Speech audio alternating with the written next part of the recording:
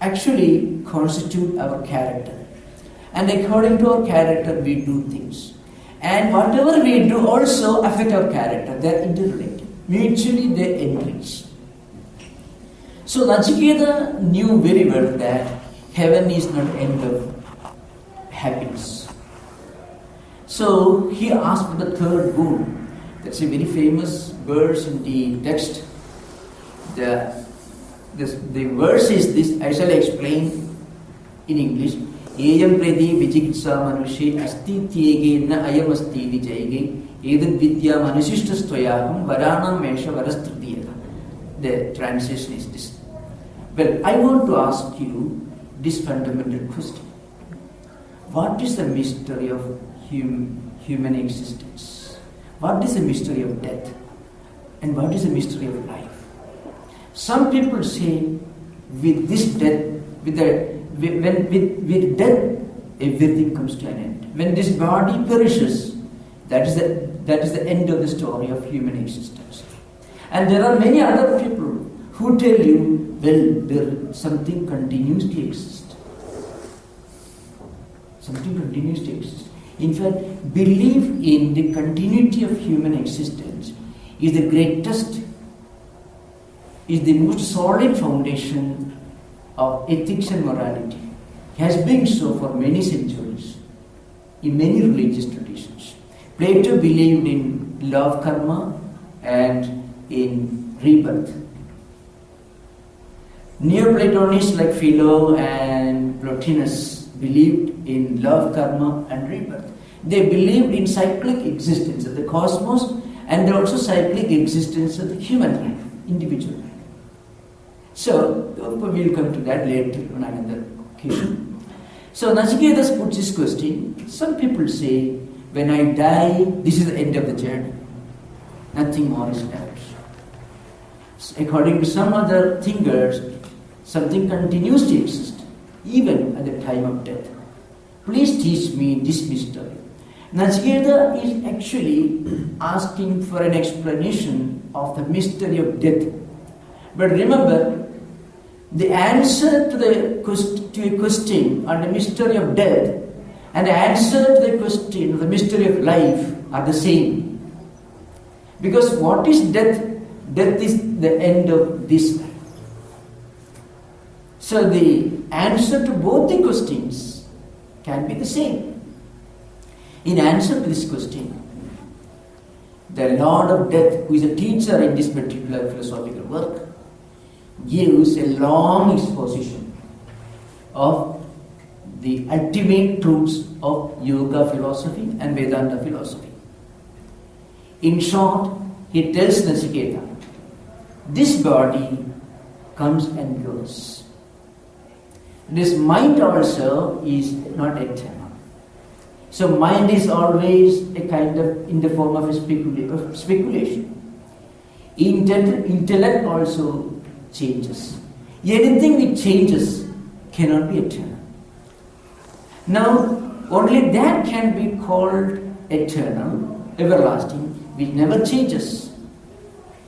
In fact, in yogic and Vedantic tradition, there are 3 criteria by which you can judge whether something is real in the true sense of the term. That is, if it is eternal or non-eternal. One criterion is this: if it remains unchanged in the past, present and future, then it is eternal. Second criterion is, it should be beyond time, beyond space and beyond causation. Anything which comes into existence sometime in the past will have to vanish sometime in future. So only that reality is real or eternal, which always existed. Therefore it cannot come into existence because it always existed. God is real because He never comes into existence because He always existed. This is accepted in many other traditions. Now, the third criterion is We should experience the same reality without any change in our waking state, dream state, and deep sleep state. If you analyze from a superficial empirical point of view, in waking state, we experience things with our 5 senses of perception and 5 senses of action and mind. When we walk, we use our feet and we use our mind, we use our eyes. But in dream, we may be walking, but the act of walking, the light that we see in dream is just a projection of mind. So there is always change in waking state, in dream state and deep sleep state. This is true of all empirical phenomenal experiences. So the teacher of the Upanishad tells the boy, look here, that alone is real, which always remains eternal without any change. And what is that reality? That reality is immanent in all living beings. Immanent. In fact, if you just refer to the words, what the teacher of the Upanishad tells is this. This reality is present in the minutest atom and also in the largest cosmic phenomena. Anu, Aniyan, Mahatu, Mahya. Anu is Sanskrit term for atom. See, the teacher tells, this reality, the immanent reality as consciousness, as the supreme existence, as supreme knowledge, supreme bliss, what we call consciousness, is present in all living beings, everywhere, as the immanent reality. And the same reality is present in all external things, as the all-pervading, omnipresent reality. So, this consciousness is all-pervading, it is also immanent.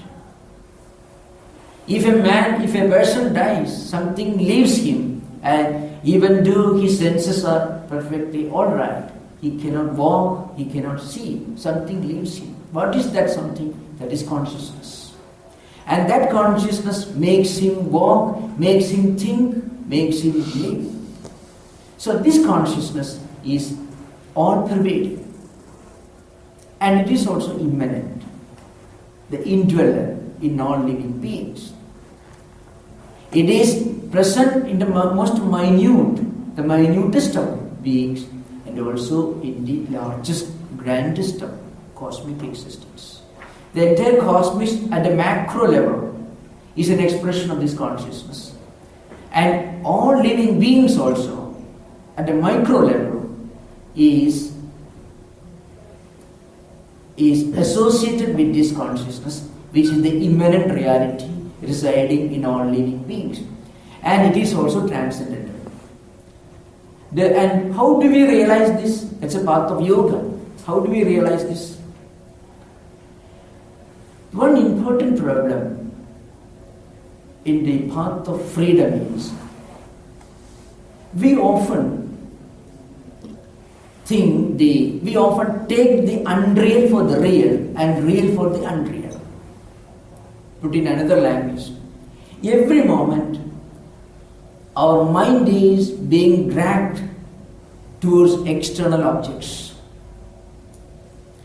If we are not very careful, if we are in an unguarded movement, every moment you find our mind is being dragged towards external objects.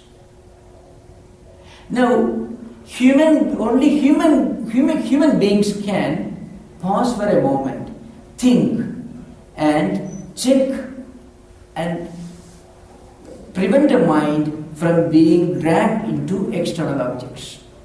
All other created beings are guided, they are regulated by instincts. So naturally their mind is being dragged into external objects. But man alone can have this freedom. But that is possible only if mind is able to control the senses. If the senses control the mind, then mind acts as a slave. That leads to spiritual slavery. If the mind can control the senses, then that leads to spiritual freedom. If the senses control the mind, that leads to slavery. So this is the central principle in Vedanta. So the teacher tells him, we can turn our inquiry inward, and we can purify our mind. And as we go on purifying our mind, we manifest the immanent reality more and more. And as we realize that the supreme reality, consciousness, is present in all living beings, including ourselves, we realize the supreme truth. If any of you may be interested, if you read the works of the great 13th century German mystic, Meister Eckhart, you find many of his writings closely resemble the ideas explained in Vedantic text.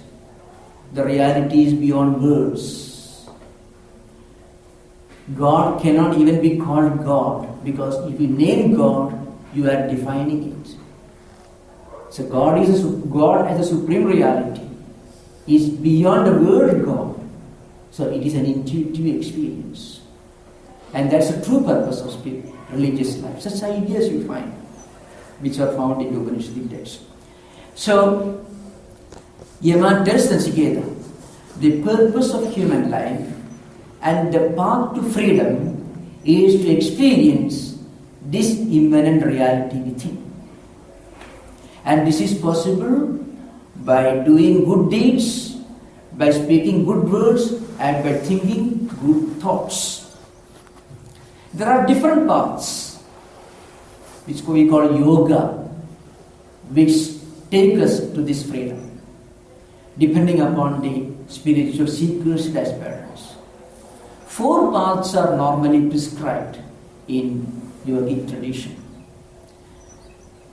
Before that, I have to deal with 2 important concepts related to this before explaining the 4 paths. It's called Yama and Niyama, which are graphically explained by Patanjali in Yoga Sutras.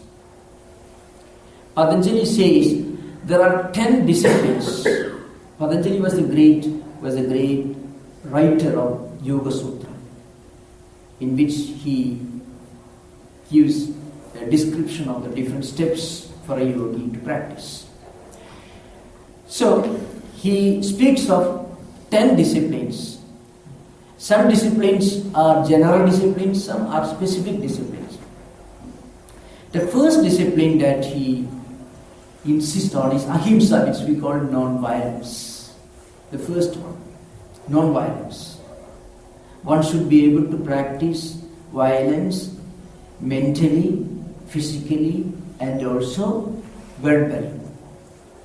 So here, non-killing or non-hurting physically is not the whole of non-violence or ahimsa.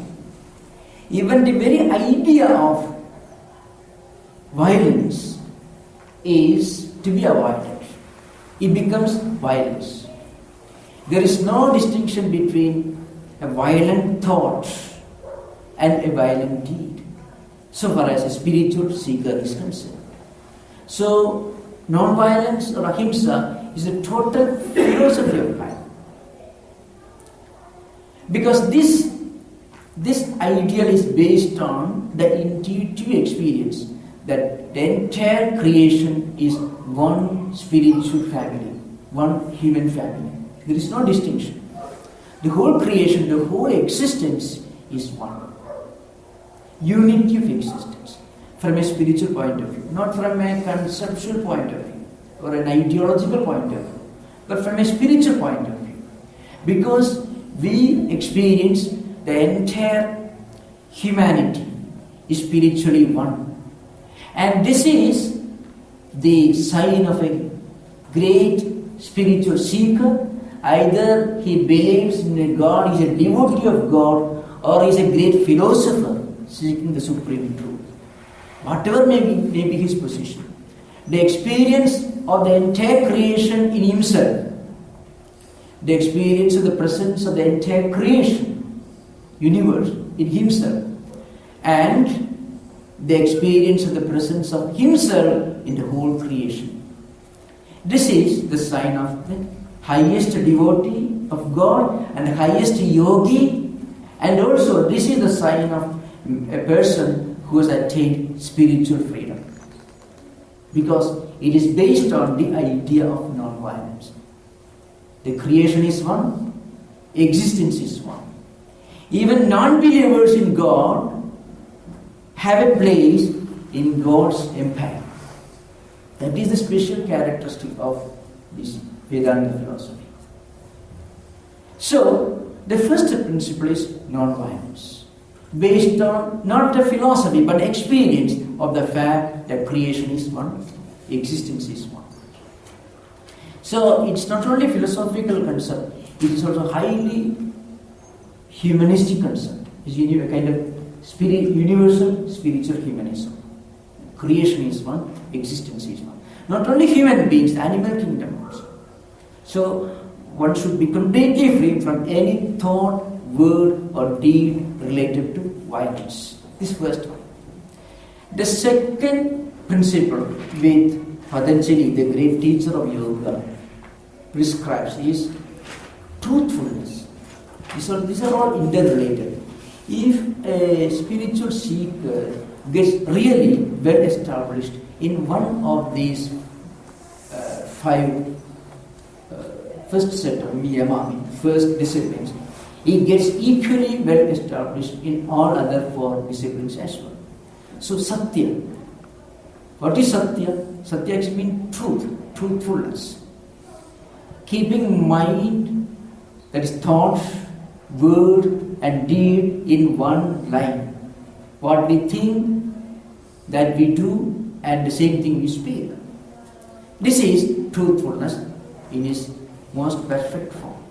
So, any spiritual seeker who experiences the presence of the entire universe within himself and his own presence in all living beings cannot be untrue, cannot practice untruth in his interactions with other human beings. Now, one point which the great philosophers of yoga and Vedanta insist is this: it is not a belief, it is not a doctrine, it is not a dogma. Because all these philosophical works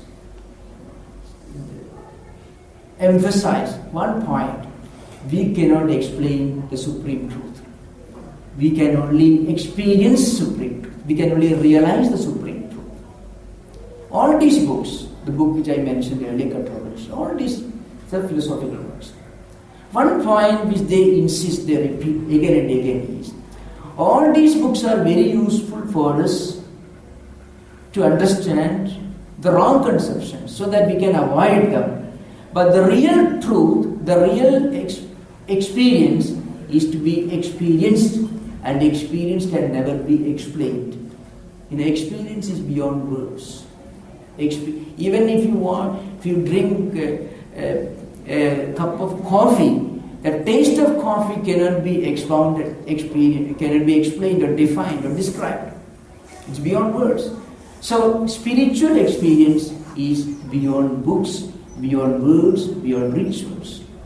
But at the same time, these books are very important because these books do teach us that experience is the only language of experience. Experience is the only language of spirituality, not belief. So, when a spiritual seeker gets fully established in this ideal of non-violence, he also gets established in the ideal of truthfulness. And then the third one is non-stealing. That is the translation into English, but it means non-covetousness. Complete freedom from greed. And then purity of mind, purity of life, and complete freedom from any kind, any desire, any want. That means complete freedom from accepting gifts, it is called. Now, if a spiritual seeker, in his attempt to get spiritual freedom, gets established in these ideals, then the first sign of that person is he'll be satisfied. Satisfied is not the right word, it's contented. Because satisfaction normally means the feeling, well, I want to buy a book, I have got a book. That becomes, the feeling is satisfaction. But a book we may lose the book tomorrow. The book is something perishable. The book is not eternal. So, this satisfaction is short-lived. When we lose the book, then this satisfaction becomes dissatisfaction. So anything empirical, anything which belongs to this world, anything that we can buy with money or material things, cannot give us eternal satisfaction. Can give us only temporary, momentary satisfaction. But real satisfaction is the satisfaction which is eternal. When we feel that I have gained something, there is nothing beyond this that I should seek, that I should look for. Complete contentment. This contentment is the first sign of a person who has sincerely started his search for spiritual freedom. Because the moment we really sincerely start the search for freedom, that moment we start feeling this inner contentment. And contentment is based on another characteristic called Shauja, means purity. So, all these characteristics give us a feeling that we are perfectly contented. The feeling comes that there is nothing beyond this that we can look for. In fact, that is the first sign of a person who is sincerely trying to seek spiritual freedom. And also the person who has attained spiritual freedom. This idea of spiritual freedom is mentioned in all religious books. For example, Nirvana concept of Buddhists. And then I and my father are one, this idea of Christian tradition. And then the idea of spiritual liberation in Hindu tradition. And many of these traditions you find great mystics who have gone beyond books, beyond rules, beyond rituals, beyond conventions and conformities, and who have tasted a little bit of this intuitive spiritual experience which we call freedom. I have tried to give a brief outline of some of the basic concepts as a kind of introduction today. Now we will have half an hour long interaction, and when we exchange ideas during the interaction, we can explain. We can give more detailed explanations of some of the ideas which are only hinted in this talk. So, any subject, any topic. I'm not particularly concerned about an afterlife, heaven, Yes. what happens after death. It doesn't really interest me. What I'm trying to figure out is how to live the life that I have in the way that not should, but could, or what is achievable. Yes. Well, belief in rebirth in heaven is not essential to practice yoga. But in this life itself, we can divert our faculties, our tendencies, our capabilities, use creative channels that bring joy to ourselves and also to other living beings around us. That itself is enough. In fact, in yogic and Vedantic tradition, they don't insist on belief in rebirth or karma theory. Not at all. No belief is stressed or emphasized. One may believe, one may not believe. In fact, if a spiritual seeker tries to lead a good life, that is enough. Because freedom doesn't come from outside. Freedom is within. This freedom means realization of the fact that we are not just these psychophysical mechanisms, we are actually the consciousness itself. This realization is freedom. For that we don't have to believe in heaven, rebirth or anything. Leading a good life, sincere, honest life, that itself will help us to bring out this inner freedom within. But normally all thinking people feel a kind of discontent with whatever is happening around us. We have a feeling that, well, there is something better than this that I can achieve. The idea of perfection from which we are coming and the perfection towards which we are going, this is common in many religious traditions. But often we feel this discontent is an expression of the state of imperfection through which we are going right now. So, if we can lead a good life through good deeds and bring out the inner consciousness, that is enough.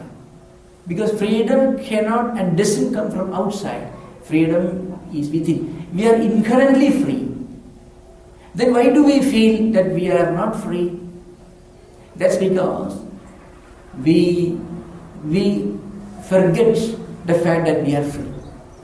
If freedom is something that you gain, that freedom cannot be eternal. So, spiritual life is rediscovery of our true nature. It is not getting a new knowledge, it is rediscovery of our true nature. In fact, unless we are inherently free, we won't have the feeling, well, I feel something wrong with me. There is something, you see, paradise lost, paradise gained.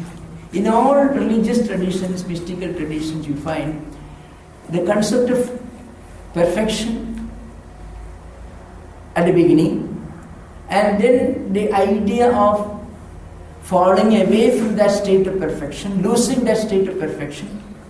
And all the spiritual practices are meant for regaining that state of perfection. Which means perfection is within.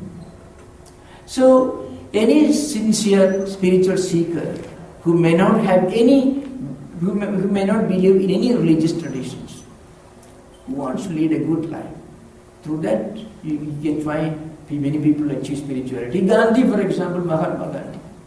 Gandhi was a spiritual man. Well, he was a religious person in the normal sense, but he didn't regularly visit temples or places of worship. So, spiritual freedom goes beyond religious traditions. It goes far beyond religious traditions. Even those who do not believe in religions can be spiritually free. And many who openly, outwardly believe in religions may not be necessarily spiritually free. So spiritual freedom, true freedom, goes beyond our beliefs or dogmas or doctrines. That's the idea.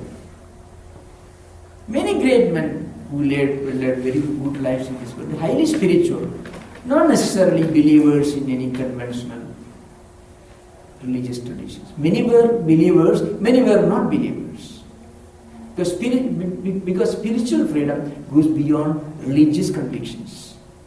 It is not contrary to religious convictions, but goes beyond religious convictions. Yes, I know.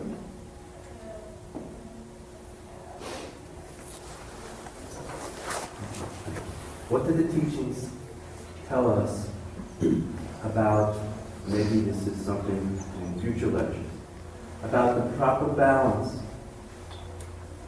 between our individual spiritual freedoms and the ethical imperative of all these traditions to advance the economic and political freedoms of everyone.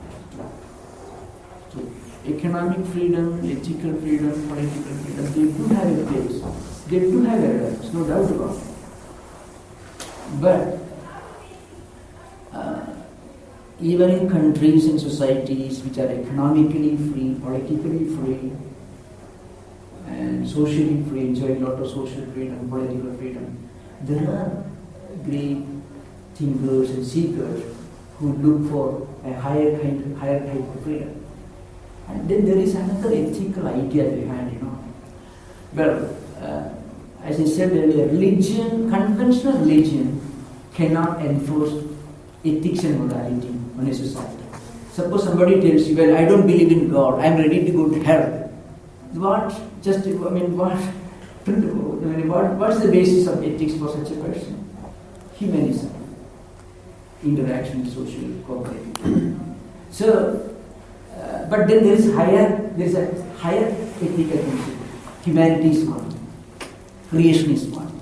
You cannot hurt another person without simultaneously hurting yourself, because creation is one. In fact, this is the core of yogic and Vedanta philosophy. They believe the unity of existence. They believe the unity of existence. So, here you find the idea of unity of existence becomes the most solid foundation of universal ethical principles. Of course, this is possible for a society which is highly evolved. Normally, we will need police system and law enforcement system. We will need certain systems to enforce ethics and morality. But at a higher level, there is a higher spiritual ethics, which is universal.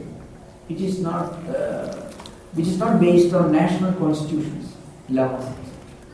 So, which is spiritual, which is based on the idea that spiritually humanity is one. Not only humanity, creation is one. That's the idea behind it, which becomes the most solid foundation of universal ethics.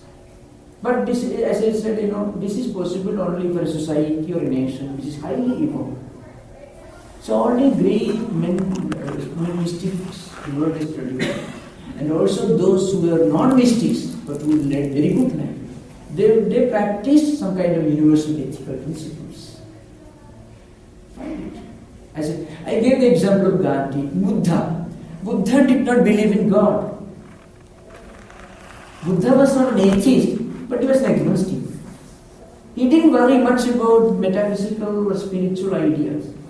But he insisted that we should lead a very good life in this world. He was one of the greatest spiritual personalities the world has produced. So, there have been great religious leaders who were great spiritual personalities. There have been great spiritual personalities who perhaps did not believe in God. As Buddha is an example. Tattwamayananda is a founder of Jaina religion. Is another example. I hope this is clear. It's clear? Yes. Thank you. What is the main difference between Buddhism and Vedanta? Oh yes. Now, there are four systems of thought in related Buddhism. It's called Sautrantika, Vaibhashika, Vijnanavada and Shunyavada. Two schools of idealism, two schools of realism. Sautrantika and Vaibhashika are two schools of realism, and Vijnanavada and Shunyavada is called the doctrine of emptiness, and it is a subjective idealism. It's called Vijnanavada. They come very close to Vedanta. So, I can, I hope this audience won't mind if I become too pedantic and academic. So, I shall explain this. In Vijnanavada, there are two developments. The earlier Vijnanavada, which is called earlier Vijnanavada. The later Vijnanavada school is called Swatantra Vijnanavada. The earlier school was known as Alaya Vijnanavada. Vijnanavada is a school of subjective idealism, one of the two idealistic thought systems of later Buddhism. In the Adi Vijnanavada, in the earlier school of Vijnanavada, they believe in a mind, but they call Chittam, which is the eternal subject, and everything else in this world is unreal. The unreality is experienced by the eternal subject. That was the doctrine of the earlier Vijnanavada. It comes very close to Vedanta. In Vedanta, Brahman or Atman, soul, consciousness, is the eternal witness subject. So you find a striking similarity between the teachings of the earlier Vijnanavada, Adi Vijnanavada, and Vedanta, Advaita Vedanta. Then the second school of idealism was Nagarjuna Shunyavada, the doctrine of emptiness, known as Mahayana Buddhists, both the Mahayana Buddhists.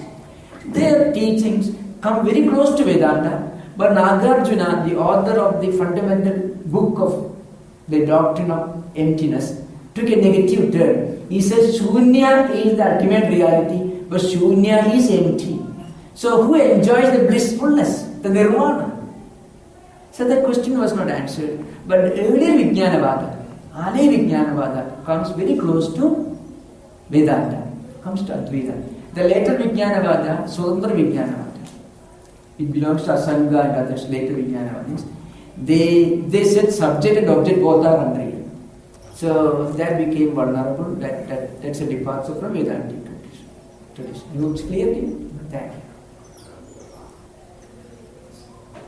What's the fundamental point on which we can say this is real and that is unreal? Excuse me? What is the determining factor between Real or unreal? and what is not real? As I said, there are three criteria in Vedantic tradition to decide whether something is real or not. See, everything in this world is real, relatively real. The world, you see the earth, before Big Bang it did not exist. And after Big Crunch it may not exist, if you believe this. So it's a matter of a few millions of years, perhaps. Many millions of years. Before the earth was created, it did not exist. So there was a time when it did not exist. And there will be a time when it will not exist. Which means it is relative. An insect may live for a few minutes. Earth lives for millions of years. Both are equally relative. So when we talk about unreality, we are talking about the relativity. We are not talking about things which are totally unreal. That point should be understood. Because we are not talking about things which we cannot conceive of at all. We are talking about things which do exist in front of us, of which we are a part, as this world. But when we closely analyze, we understand, well, it goes on changing. And what is changing is real, but relatively real, not absolutely real. Then what is the absolutely real? The absolutely real is the thing which existed before came into existence. It means it cannot come into existence. And it will exist, it will continue to exist even after it ceases to exist. What is that? Something which never comes into existence because it always exists. That is, in Vedantic tradition, called consciousness, as in English we call it Atman, Brahman. Atman we call it because that consciousness is immanent in all of us, inherent. There is something within us which gives us life. It is also omnipresent, alternative. But then we can't say it is pantheistic, so we call it transcendental also. Beyond words, beyond books, beyond descriptions and definitions, which can only be experienced. And the great spiritual personalities the world has produced have experienced this. Both believers and also non-believers. As I said, Buddha was one of the greatest spiritual personalities the world has.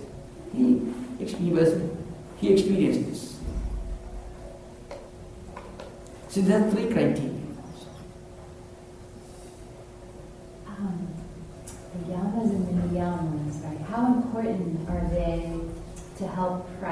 practice, asana, pranayama, meditation? Why are they so important?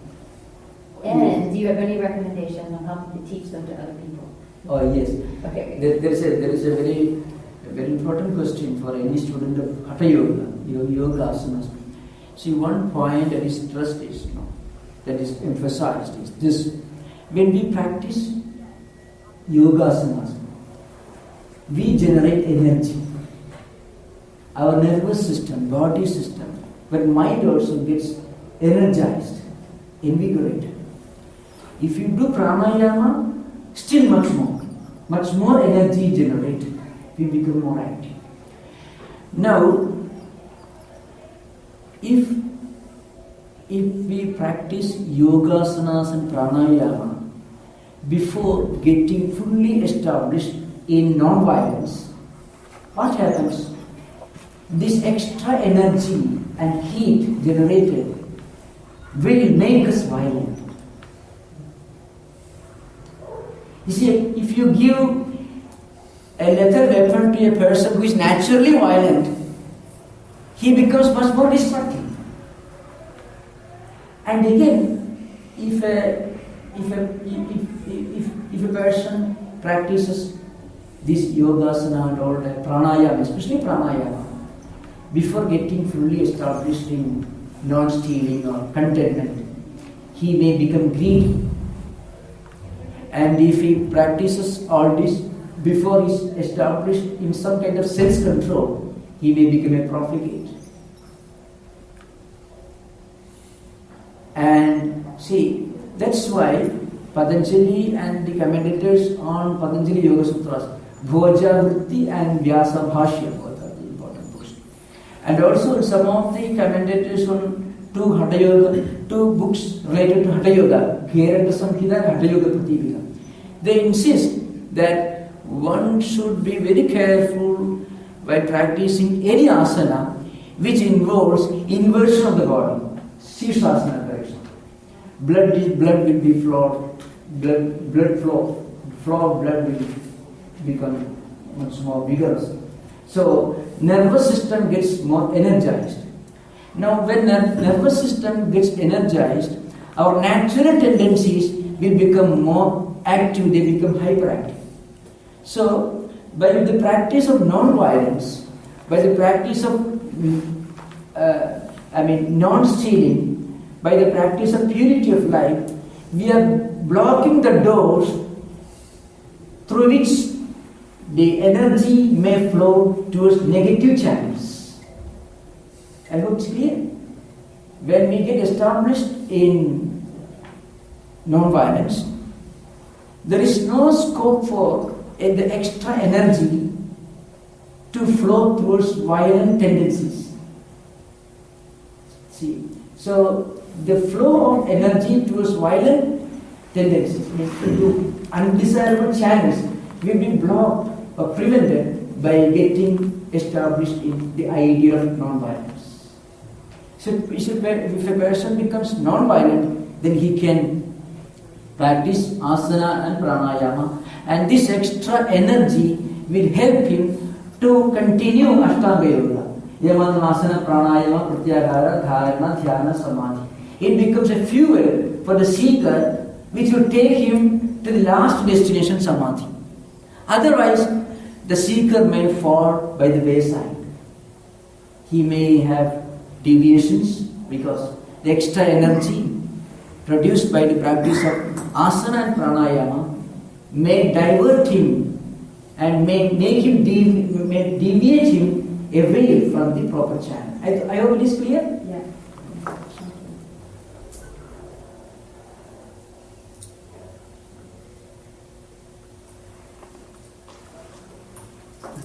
Hi. What is the difference between Hinduism and Vedanta, or is Vedanta a branch of Hinduism? Oh, Can yeah. you explain the interplay? Yes. No.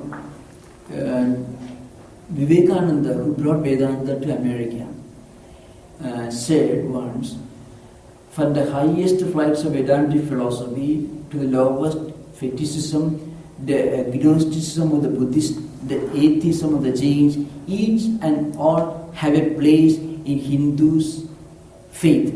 These are his own words. Now, here in this sentence, Vivekananda defines Vedanta as the finest fruit, the highest reach of Hindu philosophy. But remember, he also said this Vedanta is a universal religion. So, in that respect, Vedanta is not part of what we call popular Hinduism. But Vedantic teachers were born in Hindu tradition. And Hindu tradition itself accepts this universal trans-Hindu Vedantic concept. But then one can practice Vedanta without becoming a Hindu. No, there is no need for anyone to become a Hindu to practice Vedanta. Anyone can practice Christian, Jew, anyone can practice Vedanta. There is no need for you to be a Hindu to practice Vedanta, because that way Vedanta is universal in its application and also in its philosophy. I hope it's clear. As I said, Buddha was not a Hindu, but he was a great Vedanti. In fact, the teachings of the most profound Hindu philosophical works insist that Vedanta is a universal religion. It goes beyond the belief systems, faith systems, temple worship, or all the other trappings of popular Hindu religion. That's it.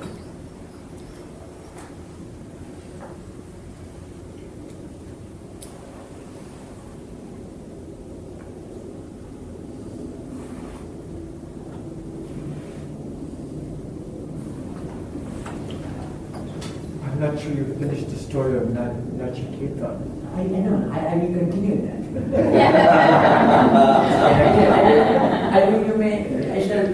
I gave out of the third book, and in answer to the third book, Yama, the teacher, was not actually willing to teach him immediately. He tries to test him. That's because that I did. It becomes a story. Too long a story. Anyway, I shall explain a few more points. So when Nachiketa asked for the third boon, which is closely related to the highest Vedantic teachings, Yama tried to persuade him. First, see, you ask for any other boon. I can give kingdoms, countries, empires, and all other objects of enjoyment. So, but then ultimately, when Yama gave a long list of other options, Nachiketa gave one. He replied in one sentence. See, Tavayura Vahastava Nritya. The idea meaning is this: Yama told him, I shall give you dancing girls, empires, kingdoms, comforts, everything, and long life. Then Nachiketa said, all this you take for yourself. I want only the answer to this question. Then Yama was really happy, because he found this boy deserved to be taught this highest truth.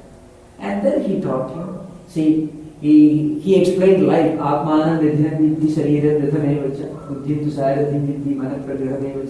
She explains, the whole human life is a journey.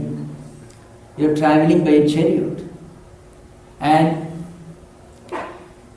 consciousness, Atman, is the person who is traveling. Now, this chariot is the body. Now, who is the charioteer? Who drives the chariot? Is intellect. And then the reins, mind. And horses are senses of perception, senses of action. Now, if the charioteer, the one who drives the chariot, is sensible, if he has self-control, if he has inner discipline, this journey will take you to your destination. Otherwise, you may end up reaching somewhere else. So therefore, one should practice the wisdom, proper discrimination. Discrimination means wisdom, discerning mind, and then it will take you to the highest destination. And when you reach your destination, you will understand that this Atman, this consciousness, is present in the most minutest of beings, and also in the largest of the large. And this realization is possible by turning inquiry inward and leading a disciplined, moral, ethical life. And the instruction continues. Another one. So any So, good evening. The idea of Om, we hear the Om being chanted all the time, especially in popular circles in yoga and other venues. Can you share where does Om originally go in the scriptures? Where does Om come from? And what is the metaphor of the actual shape of the symbol itself? This Om is called Pranava. It is expounded very graphically in one book. It's called Mandukya Upanishad. It's a very small book, only 12 verses. There is a long description of the practice of Om. Om is a symbol of the absolute reality. In Sanskrit language, Om consists of 3 syllables, A, U and Ma. So A is pronounced with mouth open, and Ma is pronounced with mouth closed, and U is pronounced with mouth half open or half closed. Now, all human sound systems are confined in this mechanism. When we pronounce something with mouth completely open and completely closed, and also in between these two, it incorporates all possible human sound systems. Everything that you can think of, you can name. Now, whatever you find in this world, you can never think of any object in this world without a corresponding name. You may tell me, well, I saw something in the market, the name of which I do not know. Then you will tell me, well, I saw something, the name of which I do not know. That is its name. So you can never think of any object in this world with a corresponding verbalization. And attempt to name it or define it or refer to it in words. So the entire cosmos, the entire existence is contained in Om. Om is symbolic of the entire existence. Whatever you think of, you have to think of some name, some sound. And all the entire sound system, speech system, is contained in Om. As I said, A, U, Ma. So, Om, in other words, is symbolic of whatever you see around you, the entire existence, and whatever is beyond you. That is also included in Om. Because Om begins with silence, it ends in silence. The silence is indicative of the transcendental. Now, Om itself is indicative of the empirical. In other words, the Om is symbolic of the entire existence, the entire cosmic reality. If a person is if a spiritual seeker utters this word Om with mind fully concentrating on this particular aspect, that Om includes entire existence, he also becomes universal. He starts feeling the presence of the universal, all-pervading reality within him. So great sages reach the highest spiritual intuitive experience and experienced unity between the seeker and the sought by the practice of this. What's called Pranava Upasana, means Omkara Upasana, the practice of Omkara as a spiritual practice. Repeating this mantra as a spiritual practice. Does the actual shape, my understanding that Oh, there's yes. representation That is Deva- of that is three states Devananda. of consciousness and Maya. That is a later Is that description. later just? And please remember, the letter that you normally find today, it is associated with Devanagari script. This script actually is a later version. In its original form, it is Brahmi script. So you find in Ashoka's edicts, you don't find Omkara written in this way. It is a slightly different. It is the earlier form of this script. It's called Brahmi script. So, in ancient times, these words and these letters were not written. They were taught by the sages to their disciples who practiced it by listening. All these Upanishads, all these technical books, Upanishad philosophical books, where Omkara is explained, they are called Shruti in Sanskrit. Shruti means something that you learn by hearing. So they were never written, they were taught orally and learned orally and practiced like that. They took the written form only in recent times. Next class, next Tuesday, 22nd January. So thank you.